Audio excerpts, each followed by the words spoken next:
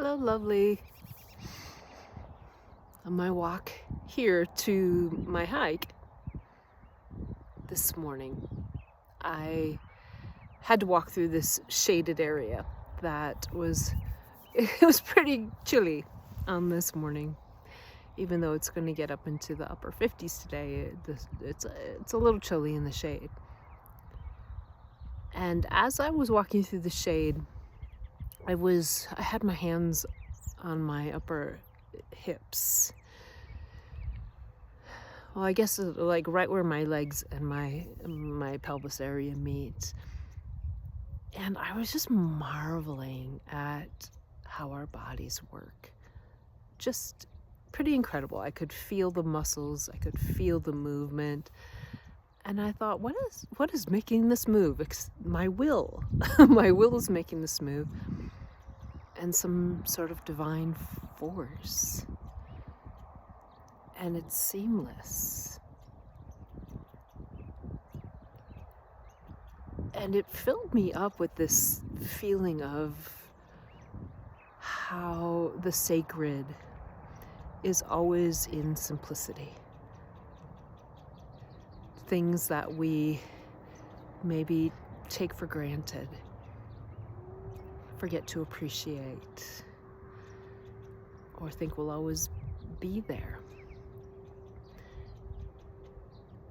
And I was thinking about that, and I was still in this shaded area, and then I got over the crest of the hill, and the sun hit my face, and it was just like this divine sap blast of warmth, and I just drank it in, and I stopped and closed my eyes, and everything was this bright, pinkish, reddish, orange. I don't even know what the color was. And I felt like there was all this divine geometry, sacred geometry. And it was in constant motion, yet still at the same time. And again, I thought, this is one of the best feelings I've had. And yet it's so simple. And I had nothing to do with it except for being able to stop and appreciate it and to allow it to happen. And then in the back of my mind was okay, you only have so much time for this walk. You've got to get stuff done. You have an appointment later on you got to get to. Then that, modern 2026 3D BLEAH thinking came back. Because that is what keeps us right now from so much of what we should innately be experiencing every day. But we don't feel like we have the time or the focus or the energy or the space or the focus to really appreciate and dig into these simple, sacred moments that are actually the stuff of life, that are actually things that fill us up and make things meaningful.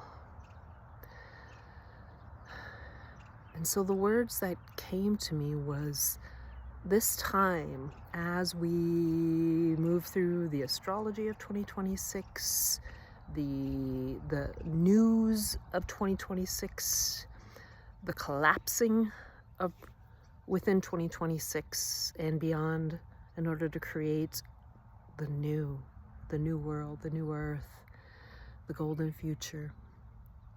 As we navigate all of this, it's moving us more toward the sacred. And so this process is a sacred shedding for all of us, for humanity. Shedding what is outdated paradigms, outdated practices, outdated ways of control. This is all a part of it. And what we can do, what I'm doing, and I encourage you to do, is to incorporate that sacred shedding into your life, into your day-to-day, as you can, which involves finding those sacred moments, finding those simple things that you can reconnect to, that bring you back to who you really are, to that divine being of light, to being perfect, whole, and complete. You're not a human doing, you're a human being. Being. You know, the things that I talk about, health, mental health, spirituality, I can get caught up in being a human doing just as much, probably more so, because my Gemini nature. But really, it's all for, I mean, the health things that I do are to shed what doesn't serve me and to really move into the simplicity of beautiful, raw, energetic food, beautiful, raw, energetic body, beautiful, raw, energetic mind that connects to things that are real, beautiful, raw, energetic soul that knows who I am and is connected to my higher self and to the all that is. So what do you think about this concept of sacred shedding? What is sacred to you? What are you connecting to? And what are you shedding? Nourish yourselves today with love, light, and plants lovely. Be well.